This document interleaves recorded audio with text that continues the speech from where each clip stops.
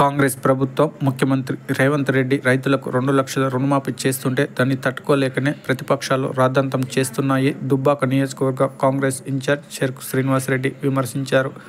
రైతు రుణమాఫీ కాకుంటే కాంగ్రెస్ పార్టీ నాయకుల దృష్టికి తీసుకువస్తే రుణమాఫీ అయ్యే విధంగా చర్యలు తీసుకుంటామని ఆయన తెలిపారు. సాంకేతిక కారణాల వల్ల ఏ రైతుకైనా రుణమాఫీ కాకుంటే అగ్రికల్చర్ అధికారులను లేకుంటే కాంగ్రెస్ పార్టీ నాయకులను కలవాలని ఆయన సూచించారు.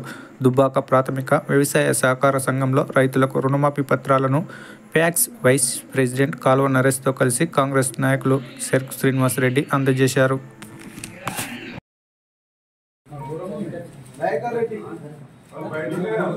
సహకార సంఘం నుంచి కోఆపరేటివ్ సొసైటీ నుంచి 2 లక్షల రూపాయల వరకు రుణమాఫీ చెక్కులు అందజేయడం జరిగింది.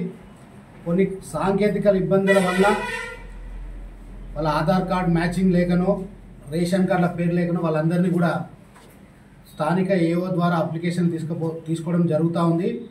ఖచ్చితంగా ప్రతి ఒక్క రైతుకు 2 లక్షల రూపాయల రుణమాఫీ అర్హులందరికీ ఏవైతే ప్రభుత్వ గైడ్ లైన్స్ ఉన్నాయో వీటి ప్రకారం ప్రతి ఒక్క రైతుకు రుణమాఫీ అవుతాయి.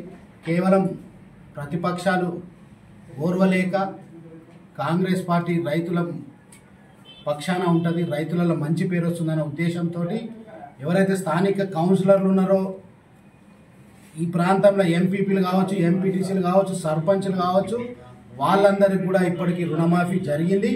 మరి వాళ్ళందరూ రుణమాఫీ జరిగిన తర్వాత కూడా ధర్నా చేయడం హాస్యాస్పదంగా ఉన్నది.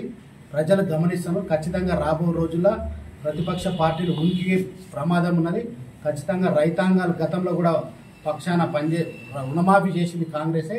మళ్ళా ఈ ప్రాంతంలో ప్రతి ఒక్క రైతుకి రుణమాఫీ చేయబోతుంది కాంగ్రెస్. మరి ఎవరికైతే రుణమాఫీ కాలేదో మా కార్యకర్తలకు కానీ మా దగ్గర దృష్టి తీసుకొస్తే ఖచ్చితంగా సంబంధిత అధికారులతో మాట్లాడి మీకు రుణమాఫీ వచ్చేంత వరకు కాంగ్రెస్ పార్టీ అండగా ఉంటుంది.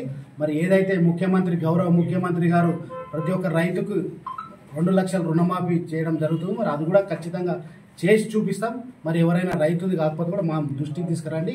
ప్రభుత్వం ప్రతిష్టాత్మకంగా చేపట్టిన రైతుకు 2 లక్షల రుణమాఫీ ఈ రోజుకు కూడా యజ్ఞంలా కొనసాగుతూ ఉన్నది.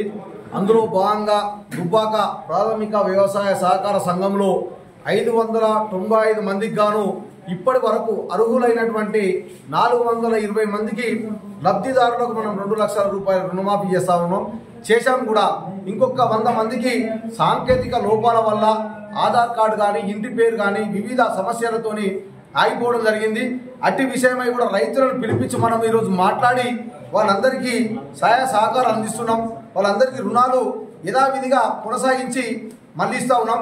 గత 9 ఏళ్ల బీఆర్ఎస్ పరిపాలనలో అసైన్మెంట్ ల్యాండ్లకు పూర్తి స్థాయిగా రుణాలను రద్దు చేసినటువంటి కేసీఆర్ ప్రభుత్వం, తద్వారా ఇప్పుడు ఉన్నటువంటి కాంగ్రెస్ ప్రభుత్వం అసైన్మెంట్ ల్యాండ్లకు లావణి పట్టాలకు పూర్తి స్థాయిగా పట్టాదారులు ఎలా అయితే ఉన్నారో పట్టా భూములకు ఎట్లా అయితే ఇస్తున్నామో పరంపొగులకు కూడా అదే మాదిరిగా ఇవ్వడం జరుగుతుంది.